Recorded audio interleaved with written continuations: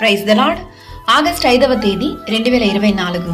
ఈరోజు దేవుని వాక్యము: అన్యులు నీ ప్రాకారములను కట్టుదురు, వారి రాజులు నీకు ఉపచారము చేయుదురు.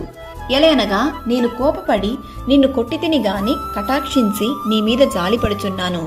యెషయా గ్రంథం 60వ అధ్యాయం 10వ వాక్యము. తండ్రి తన కుమారుల ఎడల జాలిపడునట్లు యెహోవా తన యందు భయభక్తులు గల వారి ఎడల జాలిపడును. నీ సహాయము చేత నేను సైన్యములను జయింతును. నా దేవుని సహాయము వలన నేను ప్రాకారములను దాటుదును.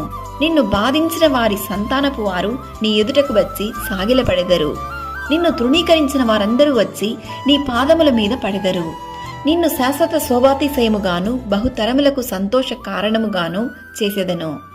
ఎలయనగా నేను కోపపడి నిన్ను కొట్టితిని గాని కటాక్షించి నీ మీద జాలిపడుచున్నాను అను వాక్యం సెలవిస్తున్న విధముగా ఏదైనా విషయాన్ని బట్టి దేవుడు మనల్ని శిక్షించినను అది మన మంచికే.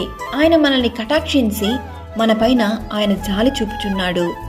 శ్రమనందిన తన జనుల యందు జాలిపడి యెహోవా తన జనులను ఓదార్చి ఉన్నాడు. పర్వతములు తొలగిపోయినను మెట్టెలు తత్తలినను ఆయన కృప మనల్ని విడిచిపోదు.